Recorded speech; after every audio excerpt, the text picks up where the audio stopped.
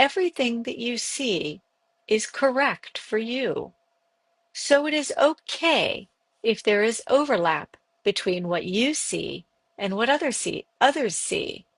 Yet know too that no two individuals on your planet will see things exactly the same way. There is tremendous beauty in that knowledge. Awesome. Okay, here we go.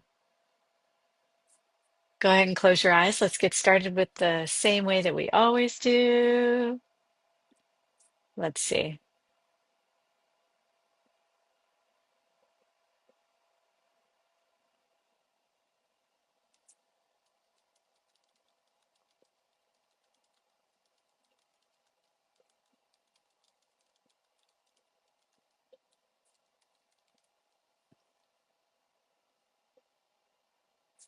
All right.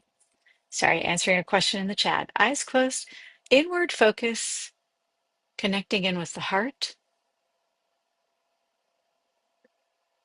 and allowing the energy centers to expand wide.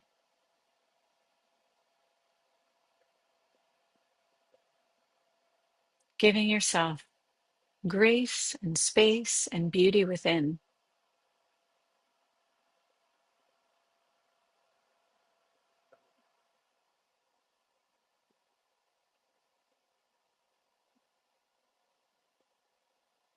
And as you breathe, look for areas of inconsistency throughout the body, areas of tension,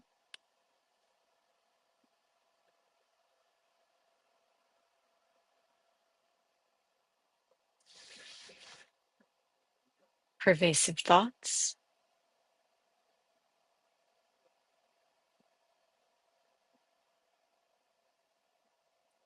any feelings or sensations.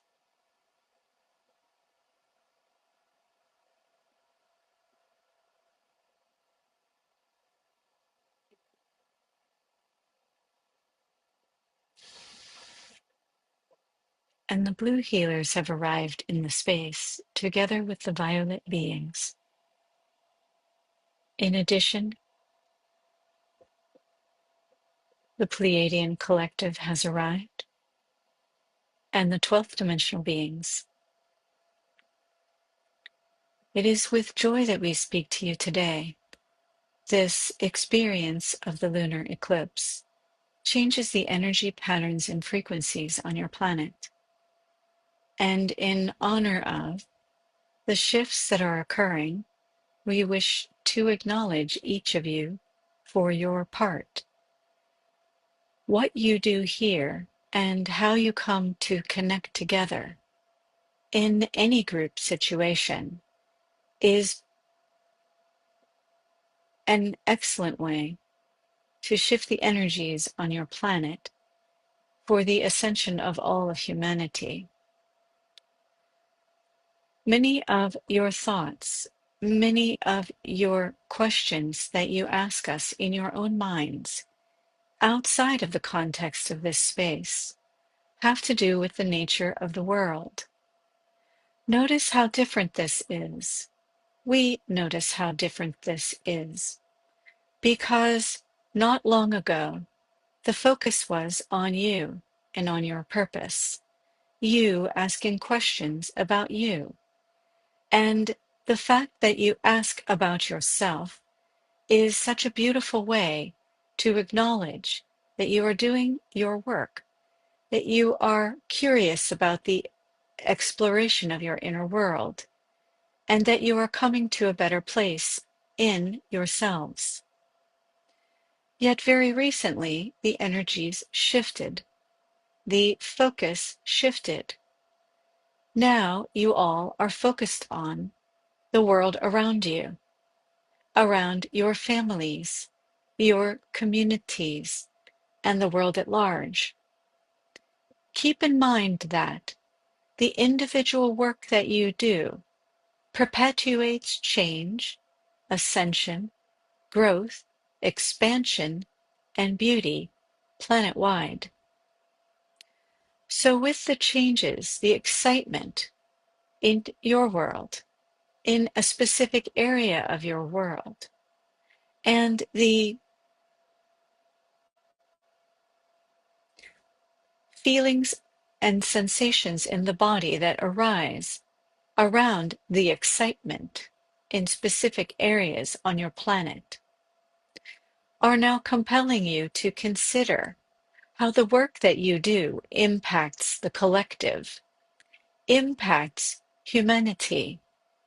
For the majority of you have discovered how in love with your world you truly are, how in love with your planet you have become, how in love with the human experience, even with its many challenges, its deep pain and suffering that you have experienced. Notice how you have changed over the course of just the last few months. That suddenly it is not survival that captures your attention. It is not just your self-focused concerns. Now you have your heart expanding wide around others. How much you have changed, and how beautiful this expression of community and connection appears to all of us. And with your eyes closed, continuing your natural breath, focus your attention and intention on the eighth energy center above your head. As we have instructed over the course of many months, the eighth energy center is the collective information of all humanity. If you were to think about that for a moment, to tap into the eighth energy center and to begin to consider what it feels like to be part of the collective on the other side of the planet, or perhaps in your own region, where excitement is producing change in the form of destruction, and creation at the same time. What does that feel like?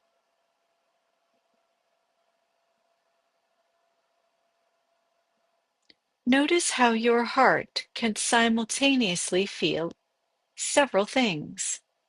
The region with the excitement, the destruction, has a vibrational pattern and frequency.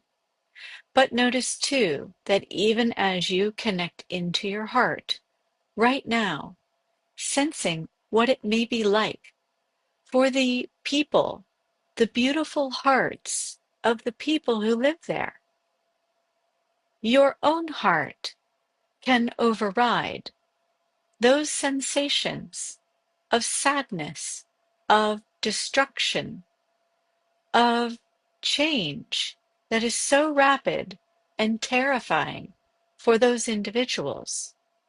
Your heart can override it with love.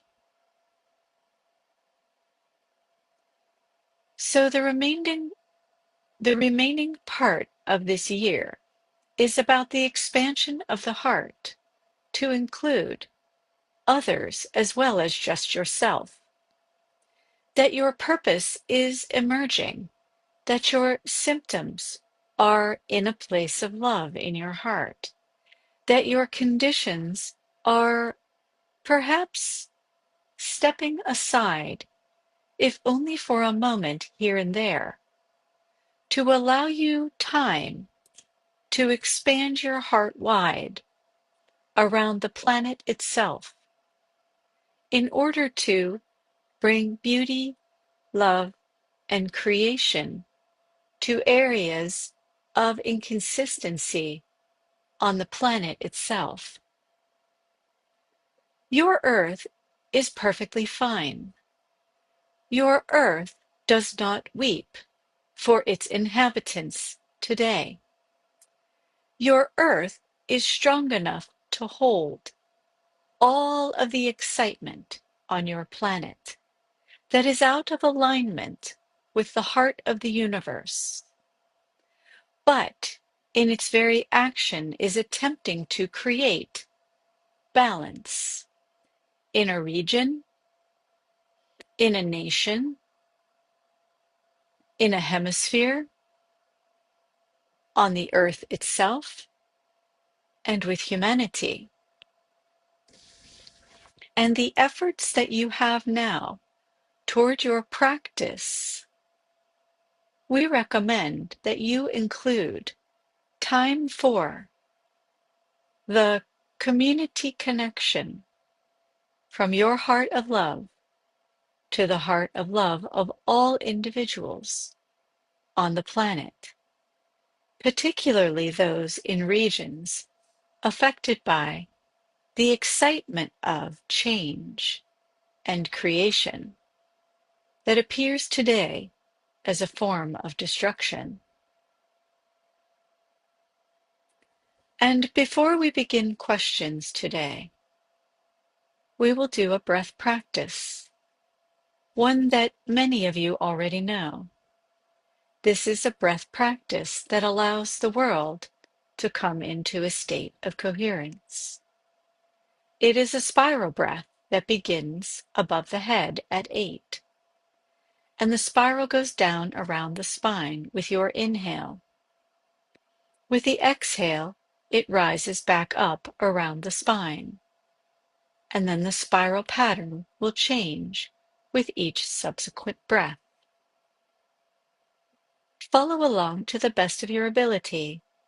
If you know the breath, continue it as you know it. If it is new to you, simply breathe in and out, and your intention alone is more than enough.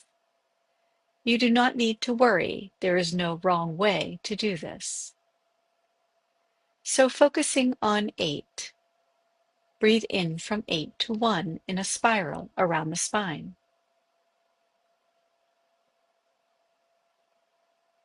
And release 1 to 8 in a spiral around the spine. Breathe in 8 to 1 in a spiral. Now release 1 to 8 in a spiral around your own energy orb, the one that surrounds your entire body.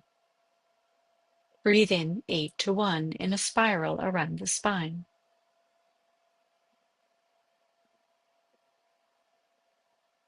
Release 1 to 8 in a spiral around your family. Breathe in 8 to 1 in a spiral around your spine.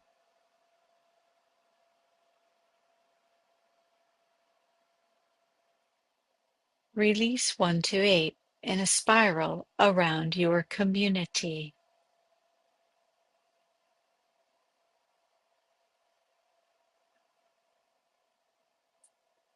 Breathe in 8 to 1 in a spiral around your spine.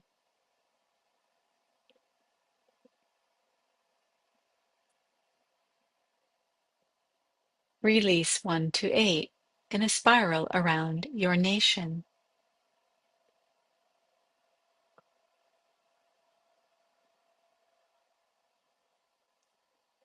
Breathe in 8 to 1 in a spiral around your spine.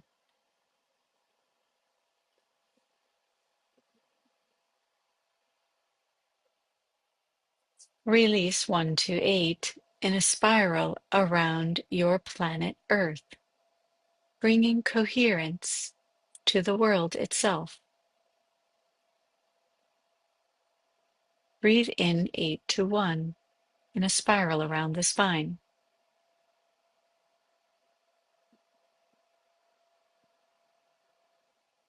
Release 1 to 8 in a spiral around the Earth. We will do 8 cycles just like this. In 8 to 1 in a spiral around the spine.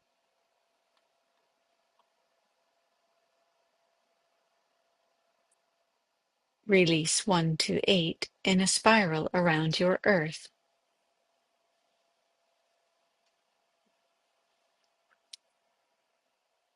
Breathe in 8 to 1 in a spiral around your spine.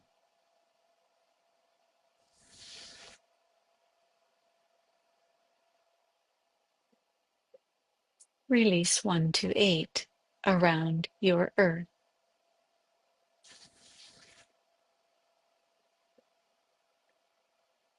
Breathe in 8 to 1 in a spiral around your spine.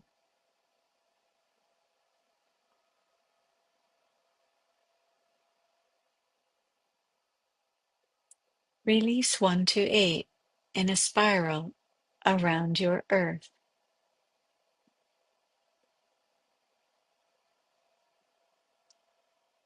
Breathe in 8 to 1 in a spiral around your spine.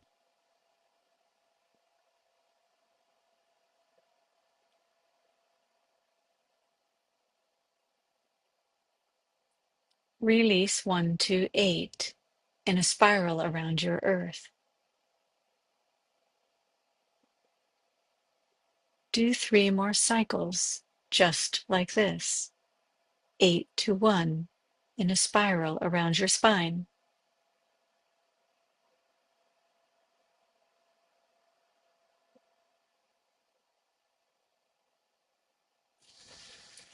Release 1 to 8 in a spiral around your earth.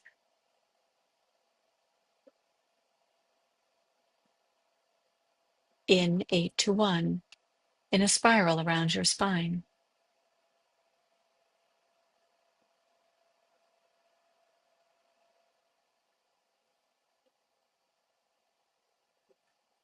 Release 1 to 8 in a spiral around your earth.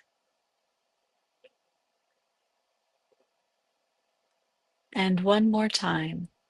In 8 to 1 in a spiral around your spine.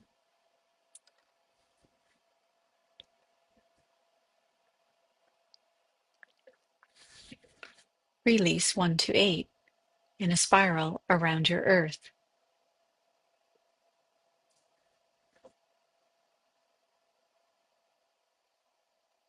And one final breath. In 8 to 1 around your spine.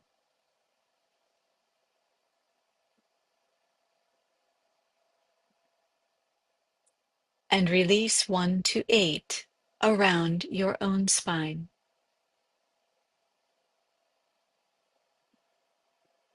Resume your natural breathing. Turn your gaze inward and allow the space that you have created within you to illuminate any additional areas of inconsistency within your body,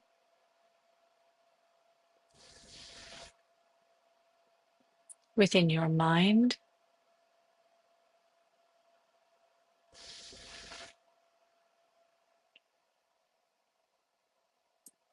within the area and space around you.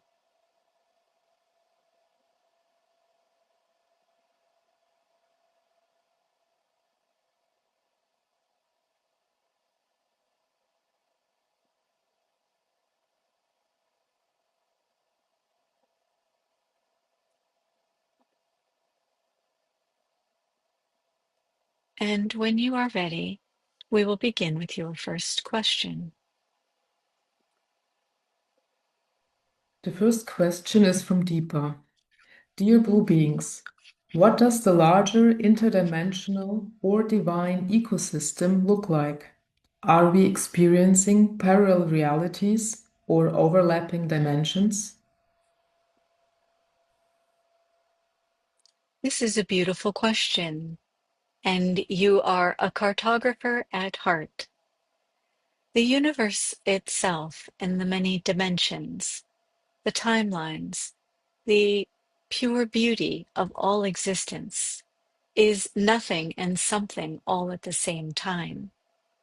The quantum field, when you are in meditation or doing the breath practice, when your body dissolves and you become nothing, you see nothing, yet you also see patterns and lines, geometric shapes, and fractal spirals.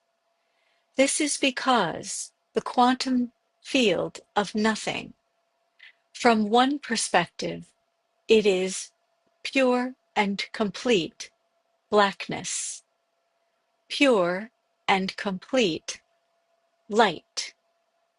And also it is the endless patterns and frequencies of the construct of the universe itself. So you have to imagine in your human mind that multiple things are possible all at once, that the beauty of nothing can be pure darkness, the beauty of nothing can be pure light, and the beauty of nothing can be patterns and frequencies that form and release form again and again. So the way the universe is put together in the unseen world, as you would describe it, is that it is comprised of all of the geometric patterns and shapes you experience and learn about on the earth, yet it is so much more. There are patterns within patterns. There are fractal spirals within lines that are made up of lines and made up of curves. So you have to, for a moment, imagine that what you learn and what you know is correct, but also perhaps not as comprehensive as the true existence of the universe. Sit with that in your meditations and see what you can come up with. And know that everything that you see is correct for you. So it is okay if there is overlap between what you see and what others see. Yet know too that no two individuals on your planet will see things exactly the same way. There is tremendous beauty in that knowledge. In addition, the many dimensions that exist could be viewed as or understood as layers, such as in a cake, infinite layers that are one atop the other. Yet this is not exactly the case either, because you can look at the dimensions from any angle, and they will line up exactly the same way. So think of it like this. You can look at the horizon from your point of view, and you will see something from side to side or all around you. The horizon may be limited by structures, by natural objects. The horizon may seem greater when you are standing at the edge of the ocean. It may seem greater when you are flying in the sky. Know that, however, the horizon shifts entirely when you are off your planet and looking down. Suddenly, the sphere of the horizon takes on a curve. It's no longer a straight line that you might see while you're standing on the land, looking out at the ocean. Does that mean that one or the other is incorrect? Of course not. It is all correct and true. Just know that if you are trying to limit what you perceive as the vision of the quantum field, the vision of the universe, the vision of the dimensions, as being one specific thing, that's certainly a perspective. Yet we encourage all of you to imagine that it's far greater than what your human eyes can perceive. So now we have described dimensions as being like a layer cake. Yet when you move around, the layer cake is going to change in the way it presents itself. And this is perfectly okay. And you wish to define the dimensions, which we will not do in this moment. Yet each dimension has its own vibration and pattern and frequency, and dimensional beings from each dimension traveling interdimensionally or being completely outside of the dimensions, the extra-dimensional experience. All of that exists at once. And the dimensions themselves could be seen as an evolutionary process, although this is not entirely accurate either. You do not begin at one and ascend your way up through the dimensions. That is certainly one way to look at it, and it can be true for you. And in using human words, it's often the best way to describe it, that you are ascending out of 3D into another dimension. The complexity of it will come around in conversation, but today is not that day. And now we move to timelines. Of course, there are myriad timelines existing all at once. You have opportunities to stay fixed in your current timeline. You have opportunities to switch timelines. For many of you, you are inadvertently changing timelines all the time, in your waking state, and even more frequently in your sleep state. When your attachment to survival and the body's experiences are a little more fluid. Nighttime is a great time to travel, and you may ask your own inner awareness, your own inner wisdom, to have dimensional travels during your sleep time and to switch timelines in the process. Try that tonight and see how it goes. Practice, because it is with practice that it becomes a little easier for you to step outside of the 3D gravity-based reality and into a far less dense experience. Timelines too, and this is more important for you as humans to understand, can be collapsed. This means that timelines with outcomes that are less than optimal for what you desire can be collapsed. Collapsing a timeline does not mean you cut off your life. It simply means that you will be automatically shifted to a timeline that is different from the one you have collapsed. There are many practitioners on your planet who are adept at this experience of collapsing timelines. If this is something you believe you desire, say, for example, you have a chronic medical condition or a debilitating situation in your life, for which the outcome you already know is less than optimal for from what you desire, collapsing timelines can be a way of diffusing the energy and the tension within you that is driving you toward the inevitable outcome of that timeline. And one step further would be this: empowerment is always and always has been our message for you. We are answering questions from the knowledge that already exists, and we are not going to interfere with the human world.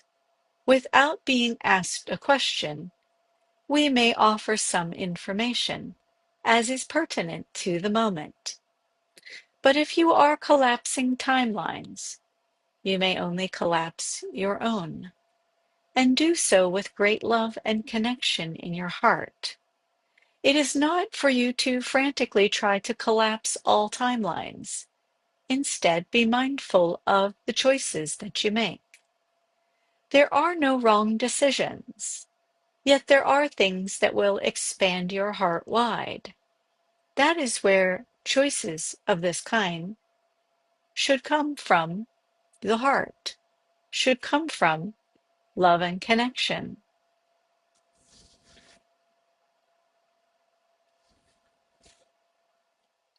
We have completed the answer for this question and we'll take the next one.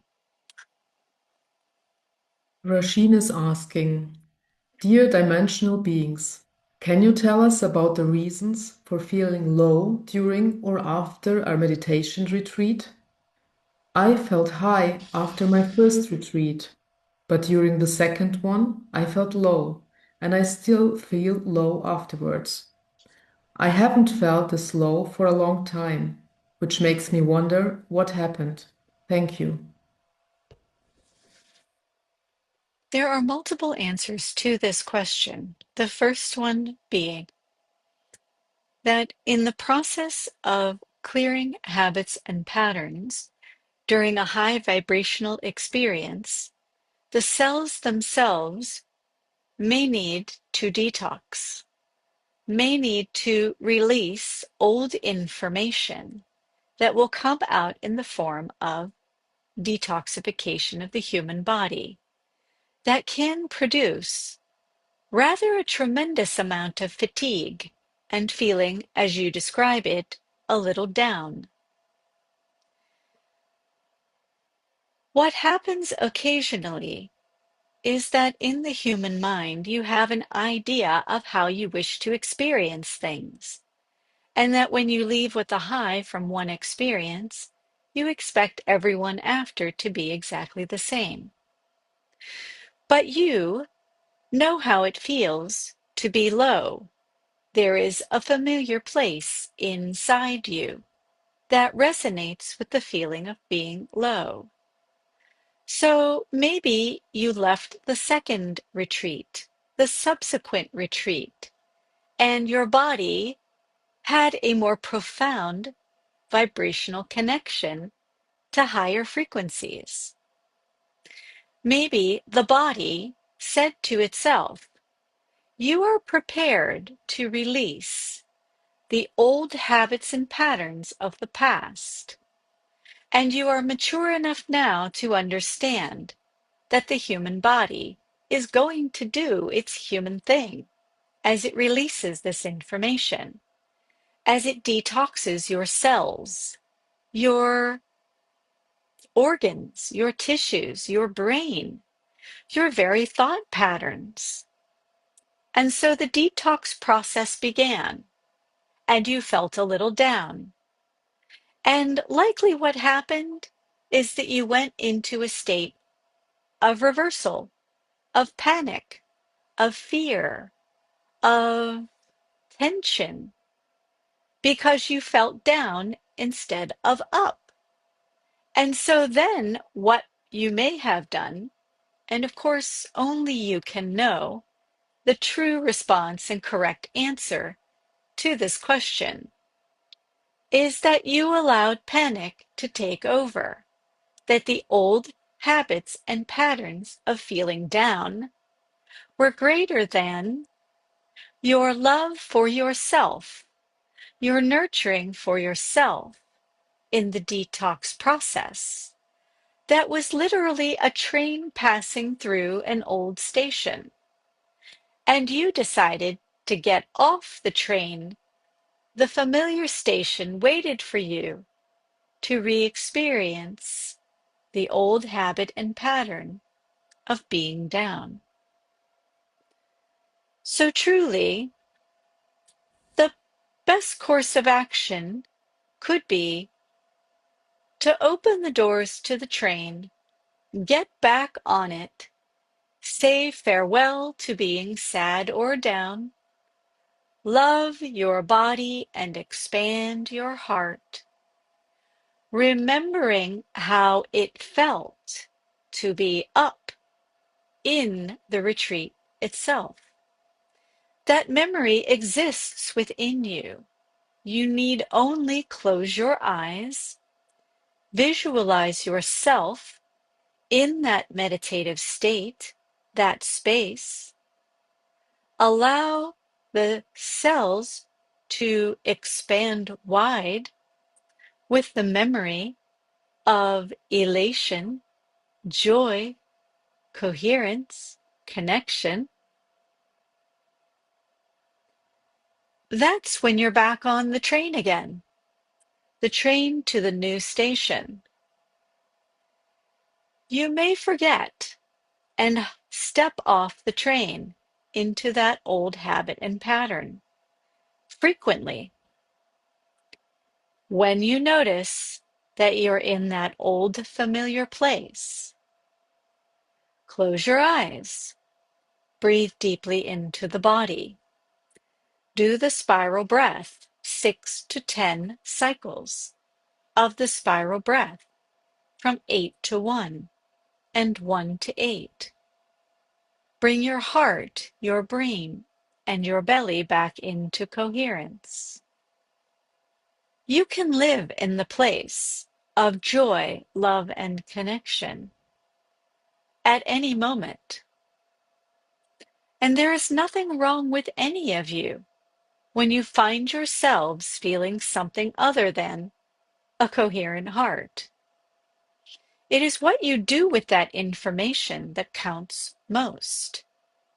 It is that you are able to love yourself in the darkest times, in the most challenging times, in the most difficult times, when faced with excitement of a variety that feels a little scary.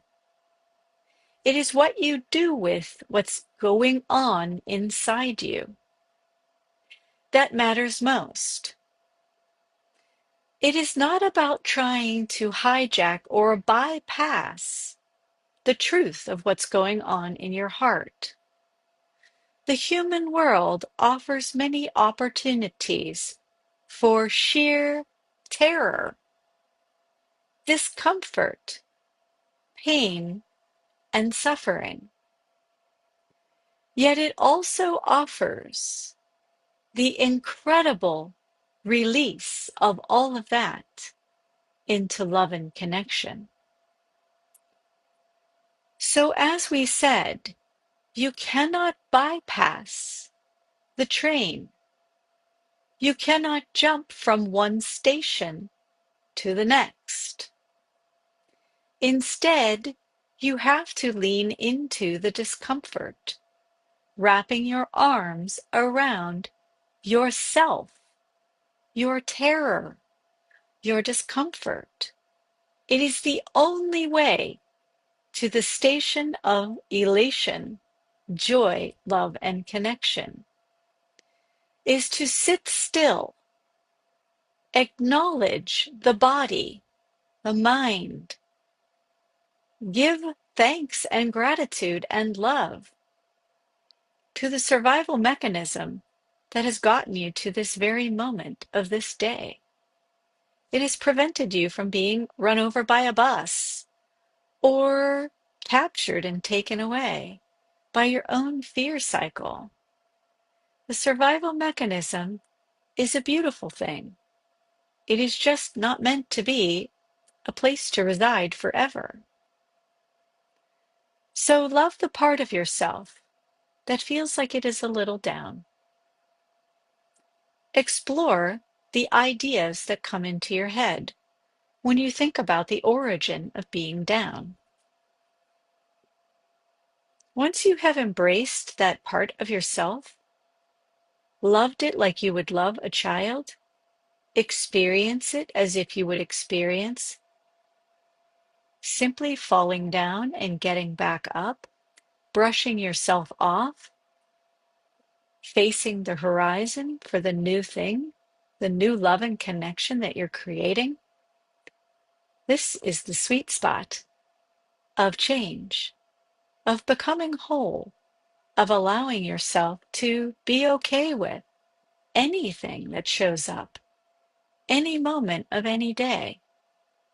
It's not that you are there in the moment, it's how you love yourself into the freedom of the next moment. We will take the next question, please. Thank you. Jenny is asking, hello healers. Please explain who you are in relationship to and with the divine and divine source energy. We wondered when this question would come along, so thank you for asking. We used the word divine recently in a session and want to help you understand the distinction between what you describe as divine and the beings that we are. As we have mentioned in previous sessions, we are dimensional beings who exist in the fifth dimension. In this place, we do appear as having a form, but it is not truly necessary. The form itself is a little like your form, yet without the degree of gravity that you have, the gravity that holds you together in who you present yourself to be in your human form. We are quite tall. We are blue to your eyes, and the color we emit is changing all the time based on the experiences that we are having. Our heads are perhaps a little larger than yours, with the top of the head being far more round than yours. Our chins are small, our eyes are large, and we have long, slender necks, very slender bodies, long limbs, and we are taller than the human beings. All of us are taller except for our adolescents. We procreate differently than you do. It is an entirely different process, whereby it is more of a cloning technique. And we would describe ourselves as an evolved version of an Arcturian race that is currently in existence. The reason we appear to be blue is because it is what your eyes perceive us to be. Otherwise, we are not really blue at all. We are probably more described as being a translucent gray, not in the form of the grays that you know. We have no connection to those races that already are appearing on your earth. It is simply that our visual ability is slightly different than yours. However, we love and appreciate that you are choosing to see us as the color blue. We find it quite beautiful.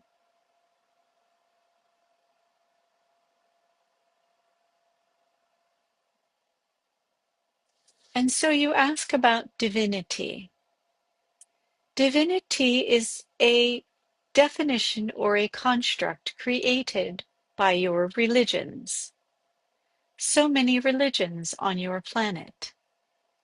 The concept of divinity was a necessary idea or concept at the time it was created to assist humans out of the survival mechanism that kept humans parallel to the animal counterparts throughout the world, throughout your earth. So there was a time when humans were just creatures like animals on the planet.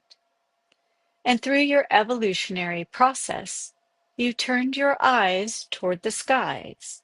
You saw the stars, and you imagined possibility of being something more than the animal kingdom. And so you began to ponder many, many, many years ago the nature of what made you different from the animal kingdom. And so divinity was born out of your own evolution.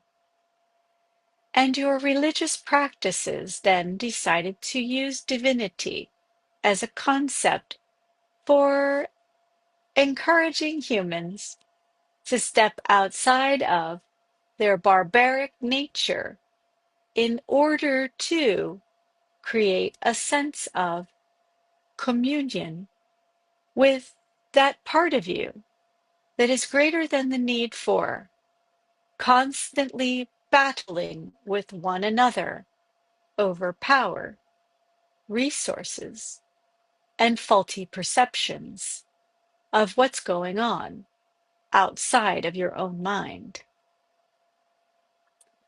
So divinity is described now in your world as being within all beings, all people, sometimes all things, even things that appear to be non-living on your planet, can be described by humans as having a divine nature.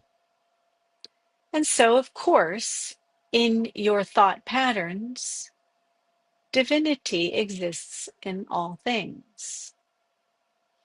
And we may use that term from time to time to assist one or more people in the space to understand the existence of the universe outside of the visual capacity of the human body.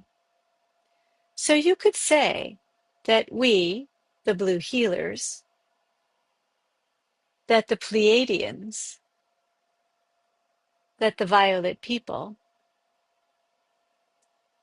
that the 12th dimensional beings all have a divine nature, and you would be correct. It is simply that divinity is you becoming more aware of the true nature of all things existing in the quantum field. And that when you understand that truly and completely with your heart, with your brain and your belly in a state of coherence, you will know that the word divine and divinity is everything. It is love itself. Yet currently, the human world often still separates these two things. That divinity is somehow related to something other than pure ecstasy in love and connection in the quantum field that is within you and all around you. We will take the next question. Tanya is asking, I was told by a healer that I'm out of coherence because of guilt surrounding my mother's passing. I have worked on letting this go, but I'm not consciously aware of it.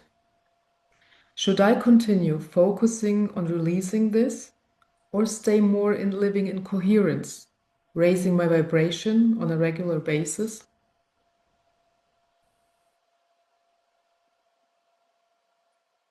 This is a wonderful question, and we are attempting to listen to all of the voices in the space, all of your voices, to address the many curiosities that are coming forth. For the questioner, the lack of coherence is less about guilt and more about the fact that your mother's transition is not entirely complete. That will, of course, create a lack of coherence within you because you share DNA. The simplest form of release in this particular case is to go into a state of coherence and speak to your mother. Tell her that you love her and that you offer her your permission to transition. In order to facilitate this with greater speed, we have invited her extra-dimensional guide who will assist her in traveling from this incarnation to the next, thus freeing you up from any disturbance in the vibrational pattern or frequency in the field that was perceived by the healer you described so very accurately. your DNA sequencing was still receiving messages and information from your mother. There's nothing wrong with any of these concepts or ideas. Everything happens as it should. Do not fear any of this experience that you're having. And yes, you will always go back to a state of coherence using your intention. But also remember, and this is a message for all of you, when you are out of coherence, it is just information. It is just the human body saying to you, have a look at this corner of reality within your mind, within your body. Just take a look at it and love it. If your mother is hanging around, if any departed loved one is hanging around, it's as if your phone is ringing their special ringtone over and over until you say to yourself, I hear the call from my deceased loved one, and I am offering them an opportunity to make their transition so that I can be free of the vibrational pattern and frequency of their personal ringtone that still exists within me. It's as if you hand your cell phone with that ringtone over to your loved one and wish them well on their journey to the next place. One of you is asking about suicide and the loss of a loved one or an individual to suicide. And there are some interesting details we could reveal about this way of exiting one life and moving into another. And that is, it is extremely rare for one who commits suicide, suicide of a violent nature, of an aggressive nature. It is very rare for those individuals to traverse to the next lifetime with ease.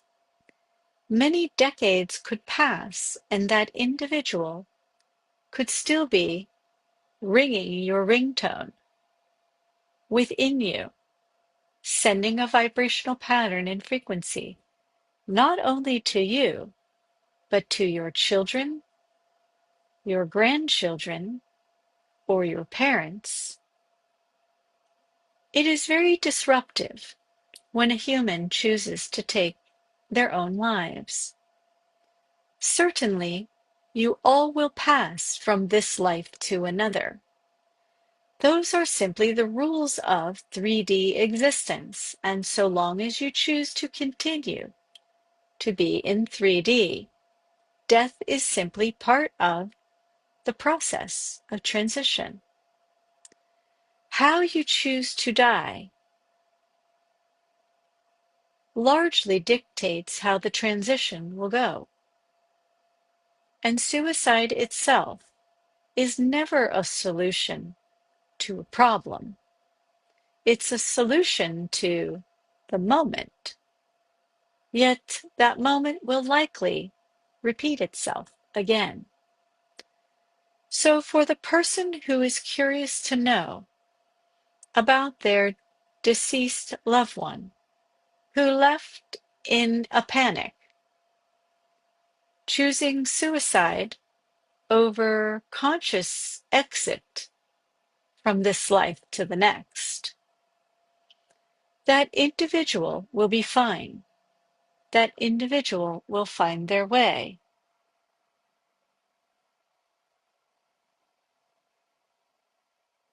This seems to be a common occurrence in your world. It seems as if many of these spirits of those who departed through suicide are eager for assistance in the transition. these souls are ready to return to the earth.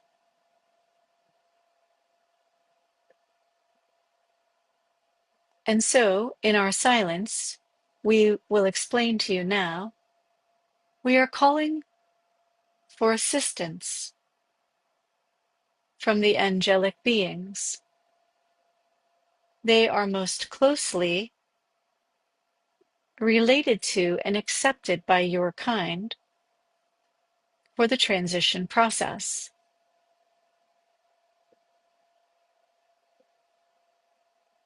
So if you are an individual with a loved one who has departed in a violent manner, whether of their own accord, or perhaps some type of accident or misfortune, know that the angelic beings are here today to assist them with their transition.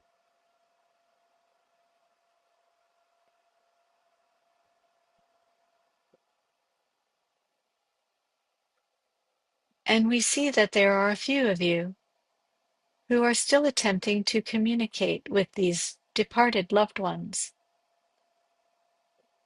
Perhaps you can hold your conversations and questions for one full turn of your moon cycle. Give them an opportunity to step into the next phase of their being and becoming.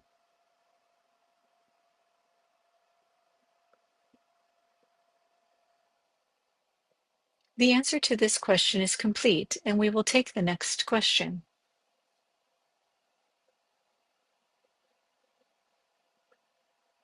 The hour is complete. Would you like to take another question? Yes, we will take an additional question. Okay. Jillian is asking, I have hearing loss, and I would like to heal and hear without an aid again. Thank you.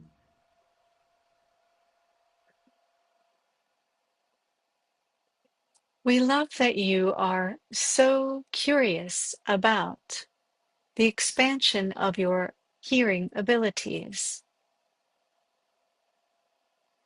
As you know, there is something within you, a memory, an experience, a sensation in the body, and feelings associated with it. Not to mention also a physical experience that produced the reduction in your hearing as you understand it from the human perspective. The good news is your experience of loss is actually an expansion of hearing through the dimensions. So take some time to focus on what that means for you and how to utilize your new skill for greater purpose of better understanding yourself, others, and the world around you. Our recommendation for you is to attend the healing session. The healing sessions that we offer to this group and to the public. It is similar to channeling sessions, yet it is focused purely on breath practice and how the breath can produce healing results in the body.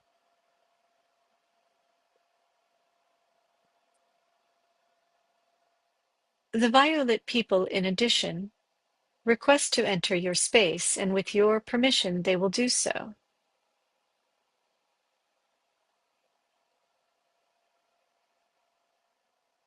In the silence, we are gathering more information about your condition. There is some structural difficulty here, and the nerves have been impacted.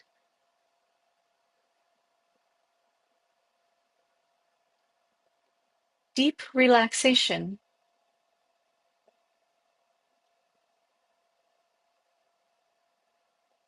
and floating in water can assist with relaxation of the body. Take care of that ear in the meantime. You will find that things will begin to open and shift in your perceptual abilities over the course of the next 90 days. We are unable to produce spontaneous healing in this moment. It will be a process for you to take on and to enjoy the inward focus of the release of all information surrounding hearing loss and the fear associated with what it means if you cannot hear. Pour love into your heart, into your mind, and into your body. Face those experiences that happened so long ago. And take some time for self-care. The structural issue is something that is easily remedied with the right practitioner. And relax, relax, relax, and relax some more. Your body is very tense and requires time to simply relax into the joy of daydreaming, the joy of sleeping uninterrupted. A vacation is not a bad idea for you.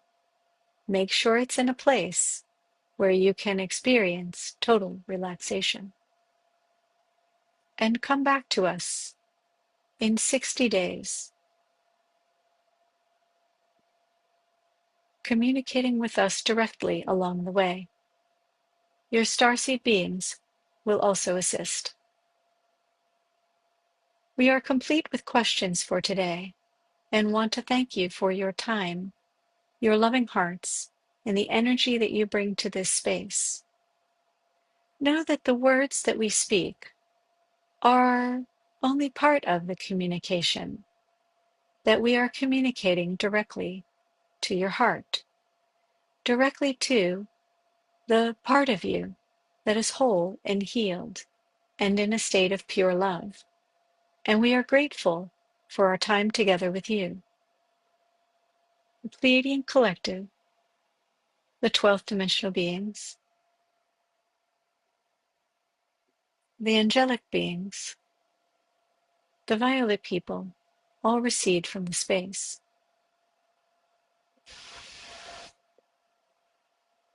And we, the blue healers, with tremendous gratitude, now recede from the space.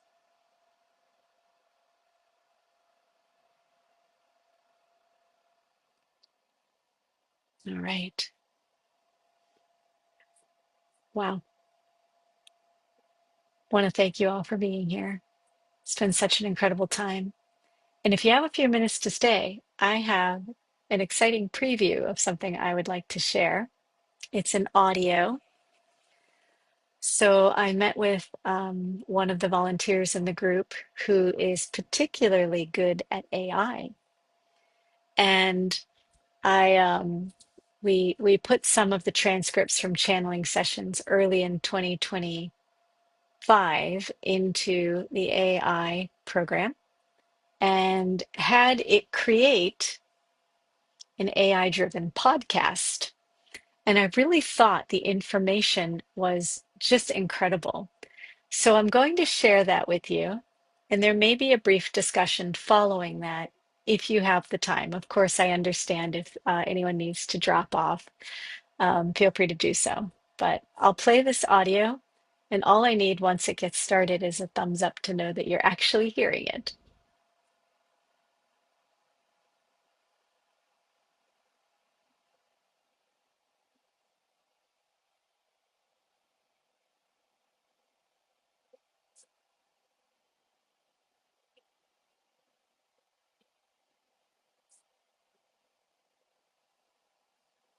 Okay, technical difficulties. I press play as playing, but I don't even hear it. So I'm assuming you don't either. All right, let me give it one more try. If not, I'll relaunch it. I opened it at the beginning to see if I could get it to play. Let's see if we can do it from here.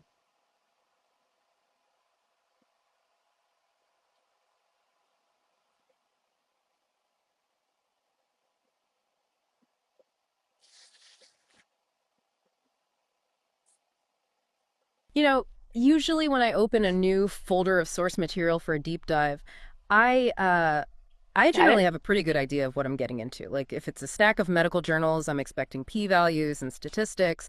If it's historical analysis, I expect dates. But this stack, it was entirely different. Different is certainly the diplomatic word for it. It's definitely one of the more unusual collections we've had on the desk in a while. Yeah, to say the least. So, we are looking at a series of documents labeled public channelings, specifically recorded between January and February of 2025. And on the surface, they look like standard transcripts. You've got timestamps, you've got questions from an audience and answers from a speaker. But the speaker isn't a professor or a doctor. No, not at all. The speaker claims to be a non-physical collective consciousness called the Blue Healers. Right. And I think it's really important we pause right there and just acknowledge the elephant in the room. Because usually when you hear the word channeling or non-physical entities, you expect a very specific vibe. You expect vague, flowery platitudes like love yourself, be the light, everything is wonderful. Exactly. I was totally ready to just skim past all the live, laugh, love stuff to find a nugget of info. Mhm. But that's not what this is. These transcripts read more like a technical manual for a biological machine. Yeah, they really do. They aren't talking about vibes in a metaphorical sense. They're giving specific biological claims, physics-based metaphors about gravity, and these extremely precise, almost mechanical prescriptions for how to breathe. That's what makes this particular stack so fascinating to analyze. Whether you believe the source is a group of fifth-dimensional aliens or just a very creative human subconscious, the system they describe, the internal logic of how they view the human body and consciousness, is incredibly consistent. It is. It's dense, it's technical, and it offers a pretty radical rethink of why we get sick and why we age. So that is our mission for this deep dive. We are going to completely suspend disbelief regarding the who for a moment and focus strictly on the what. We're going to unpack this concept of cellular gravity, figure out why they compare the human body to a crashing computer, and walk through the specific tools they offer for what they call coherence. Sounds like a plan? Mm-hmm. It's a dense philosophy, so taking it piece by piece is definitely the best approach. But just so you, the listener, aren't completely in the dark, we probably do need to briefly address the who. Like, who exactly are we supposedly listening to in these texts? Right. So according to the introductory notes, and specifically a session from early February, the Blue Healers describe themselves as fifth-dimensional beings. They explicitly mention a connection to the Arcturians, which, for those who don't follow exopolitics or esoteric literature, is a star system often cited in this kind of material. And they have a specific description, right? They aren't just, floating balls of light.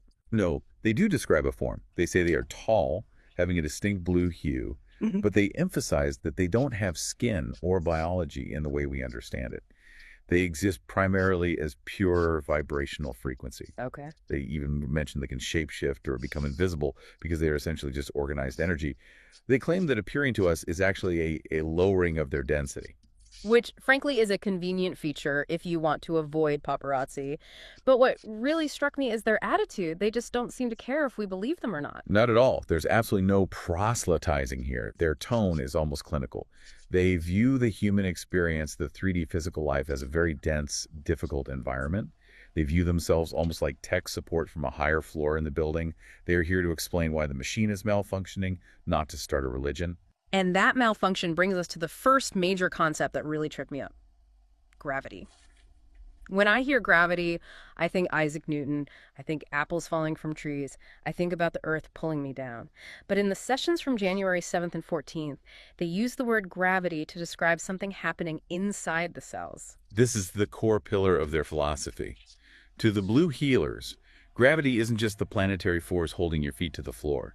They define gravity, in a biological context, as stuck energy. Stuck energy. Okay, let's unpack that. Think of it this way. In their view, the natural state of the universe is high-frequency, fast-moving energy. But when you have a trauma, a rigid belief system, or a repetitive negative habit, That energy slows down. It condenses. It becomes heavy. They literally call it dense matter. So wait, if I'm holding onto a grudge against my neighbor or I have this like self-deprecating loop playing in my head, I am chemically making myself heavier. Energetically and physically, yes.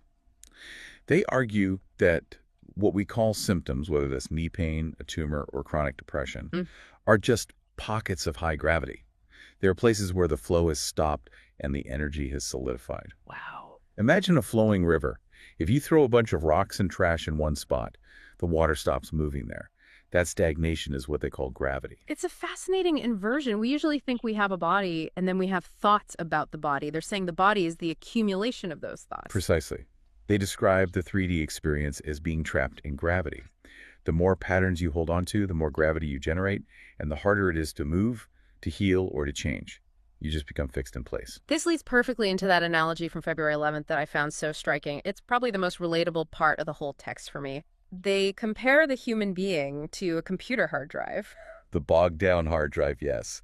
It's a perfect metaphor for the digital age. Right. They say, look, your body is a pristine computer. It's designed to run perfectly. But every single day, you are downloading data. You're downloading fear from the news. You're downloading stress from your job. You're downloading insults or traumas from your childhood. And here's the kicker. We never empty the trash bin. We just let it pile up in the cat. Yes. And they claim that what we call aging isn't a biological necessity. They say aging is a system crash caused by data overload. The RAM is full, the processor overheats, and eventually the screen just goes black. It's a radical reframing. Yeah. It implies that the deterioration we consider totally natural, the slow decline of the body, the wrinkling, the slowing down, is actually a failure of maintenance. It suggests that if you could effectively clear that cache every single day, the system wouldn't crash, the body wouldn't age, at least not in the way we experience it. But this is where they stop being, nice, comforting spirit guides and get a little strict. Because if the body is a computer that I am cluttering up, whose fault is the crash? Yours. Ouch. Yeah, they are very clear on this. They call it radical responsibility. In the January 14th session, there is a moment where someone from the audience asks for help finding the right doctor to fix their specific condition. And the healers basically say, look, you can go to a doctor. We aren't stopping you. But no one outside of you can heal you. That's a heavy statement. No one outside of you can heal you. It sounds harsh, but it follows their logic perfectly. If the illness is just a clump of your own stuck energy, your own gravity, then a surgeon can cut it out, sure. But if you haven't changed the pattern that created the gravity, it's just going to come back. You'll just download the data again. They actually say, there is no doctor in the world who can teach you how to love yourself. They view the physical symptom purely as a dashboard light. It's a signal saying, hey, user, we have a blockage in sector 4. And sticking a piece of tape over the dashboard light, which is essentially what they claim symptom suppression medication doesn't fix the engine. It just allows the engine to keep grinding until it physically breaks. Okay, so we have the diagnosis. We are bogging down our internal computers with gravity caused by unintegrated emotions and beliefs. Now we need the fix. And I was really surprised here because they don't just say meditate or think positive. They give a very specific, almost mechanical prescription. They use the word prescription explicitly. They recommend a specific protocol to be done 3 times a day for 10 to 15 minutes. I tried to follow the instructions in the text, and I have to admit, it felt a bit like a geometry problem at first. It's not just breathe in, breathe out. There are actual vectors involved. It is technical. Let's break it down because there are 2 distinct mechanisms they teach. The first is for coherence, often referred to as the heart breath. Right. And to understand this, we need to clarify the energy centers. They use numbers instead of the traditional chakra names. Yes. In many Eastern systems, these are chakras, but the healers use a strict numerical system. Center 1 is the base of the spine, center 7 is the crown of the head, center 4 is the heart. Okay, so for the heart breath, the instruction is to breathe in through center 6 and 5, which is the forehead and throat, down into center 4. Correct. You are pulling energy down from the mind and throat into the heart. You hold it there, expanding it like a balloon. But the exhale is the truly unique part. It is. You don't just exhale out the nose, you have to visualize the energy circling. You circle it from the front of the heart, around the rib cage to the back, and then shoot it straight up the spine, out the top of the head to center 8. Center 8, where is that? That's the energy field just above the physical head. Yeah. It's often called the soul star in other traditions. So it's a loop. In and down to the heart, hold, out, around the back, and shoot it up to the sky. Exactly. The goal here is heart-brain coherence. They claim this synchronizes the magnetic fields of the heart and the brain, which stops the static or the noise of the 3D world. It's a stabilizing breath. It basically prepares the system. But then comes the second breath, and this seems to be the one designed for the heavy lifting, for actually clearing that gravity we talked about, the spiral breath. This is the deep cleaning tool. This involves the 0 point. Which is where? Below the feet, below the base of the spine. Think of it as the ground wire. They instruct you to breathe in from center 8, above the head, all the way down through the body, through the spine, down to 0. But here's the key. You don't just breathe straight down. You visualize it spiraling. Like water going down a drain. Yes, a vortex. They say clockwise or counterclockwise doesn't matter as much as the action of the spiral itself.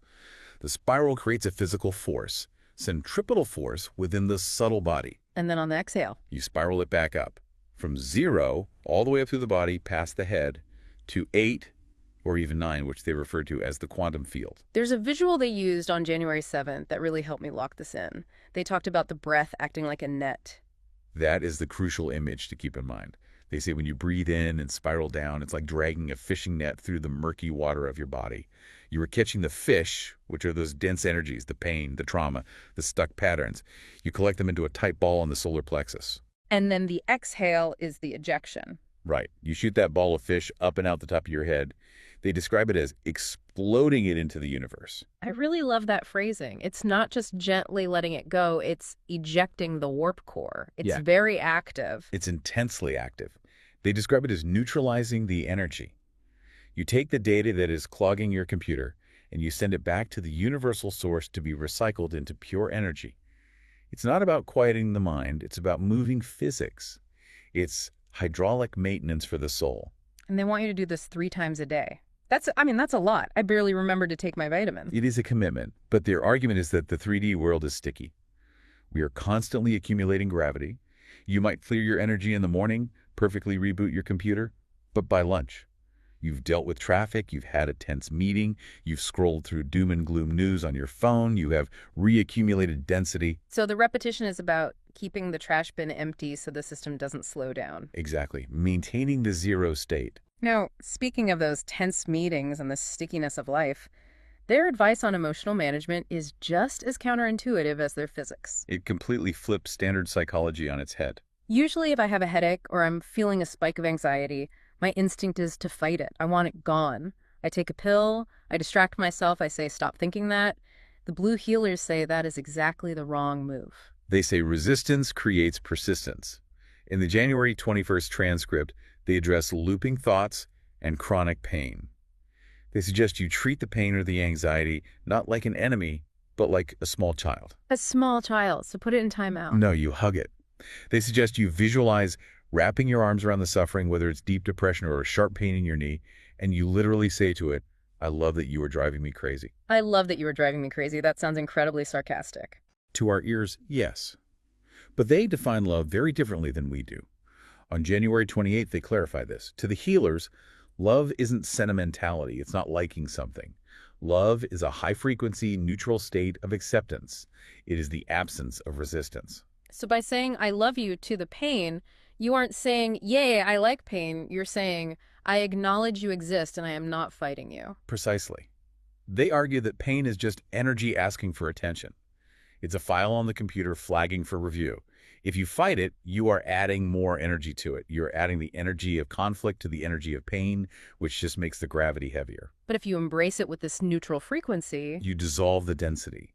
You're telling the computer that this file isn't a threat. The system stops flagging it, and the energy can finally move. this leads to a broader point they make about conflict in general. They really double down on the idea that everything outside of us is a reflection of what's inside. There's a section on the mother wound in the January 7th text that was pretty intense. That is a sensitive topic for many.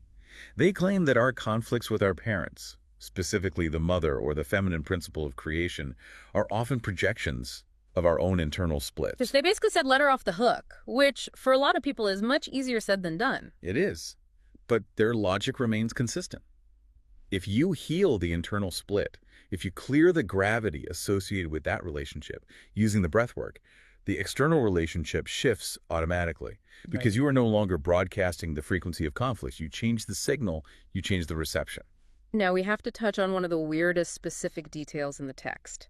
Speaking of conflict and dark energies, there was a question in the January 7th transcript about demonic possession. I didn't see that coming, I have to admit. Me neither. And in the answer, they mentioned the Vatican. It was a very surprising inclusion.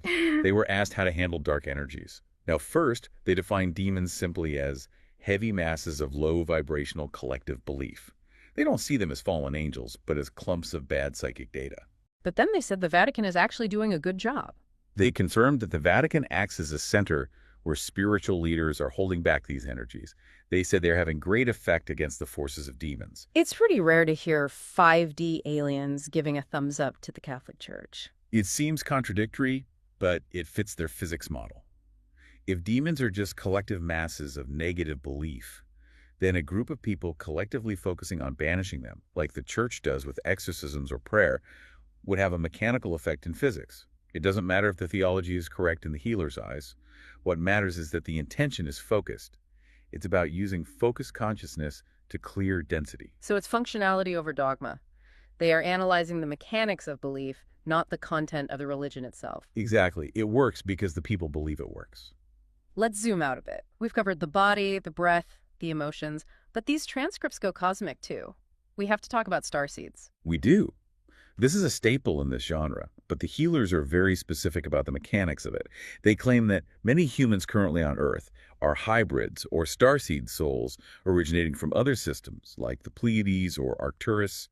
And usually people hear that and think, oh, I'm special, I'm a space prince. But the healers frame it more like a job description. It's a janitorial role, honestly.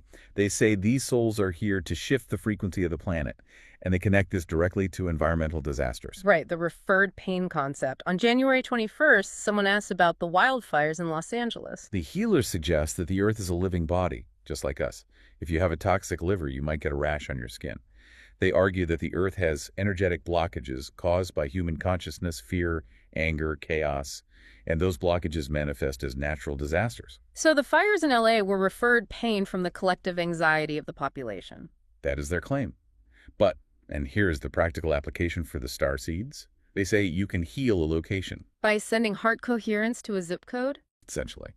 They told the questioner to visualize the heart of Los Angeles and send it love, just as you would to a sick relative. Again, it's the idea that consciousness interacts with matter. If you reduce the gravity of the collective consciousness in an area, the physical manifestation, the fire or the tremor in Greece, calms down. They also mentioned a galactic alignment on February 11th. They seemed pretty urgent about it. That was a strong call to action. They said a specific alignment has occurred that is forcing humanity to step into their purpose immediately. The quote was, "Today is your day. Do not hesitate." It felt like they were saying the processing speed of the computer just went up. Yes, the computer's processing faster now. If you put in good data, your purpose, your love, it processes instantly into reality. But if you hold on to the bad data, the fear that processes instantly too. Hence the urgency to clear the cache right now. Before we wrap up, I want to hit one very practical thing they touched on. Diet. Because anytime you get into this spiritual stuff, people stress out.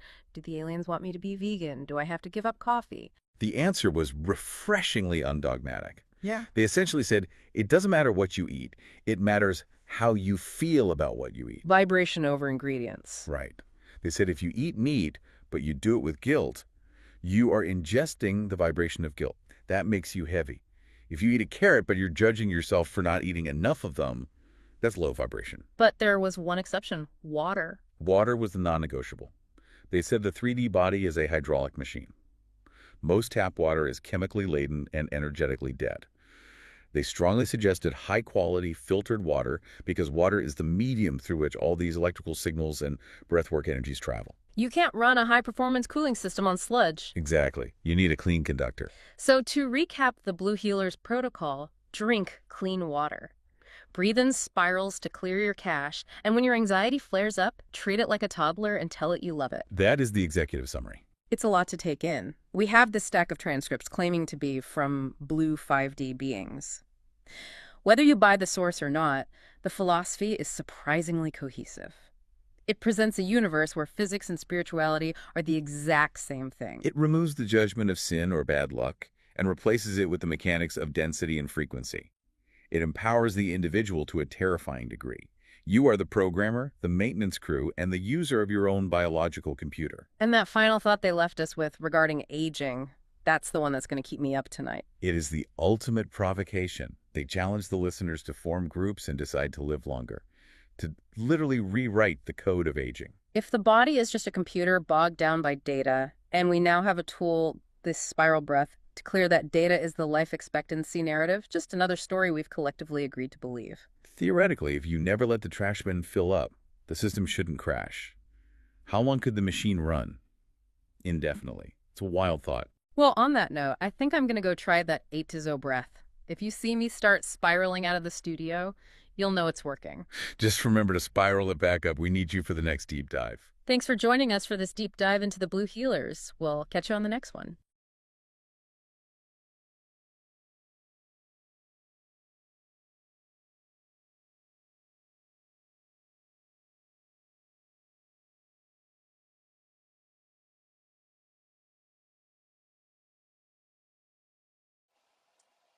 I thought that was pretty fascinating.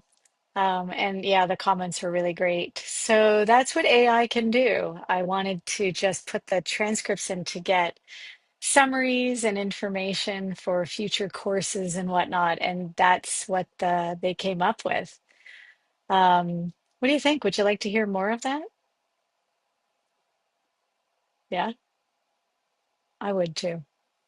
I think it's pretty amazing. Yeah, and it's fairly accurate, in my opinion.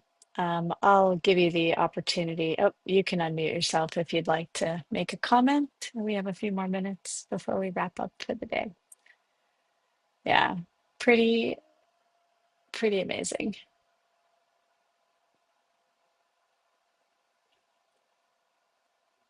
Yeah. And I love that the message from almost exactly a year ago is the same today. That was pretty cool. Tatiana, are you still able to? I'm not hearing any voices, so I'm Yes, assuming. Oh, there I'm you are. here. Okay. All Yeah. right, great. Yeah, gallery mode is not working right now, so I can't see anybody but myself. So if anyone would like to say anything, great. Otherwise, we'll wrap it up for today. Want to give you all the love from Hawaii and sending you off with joy. And we'll see you next week for sure.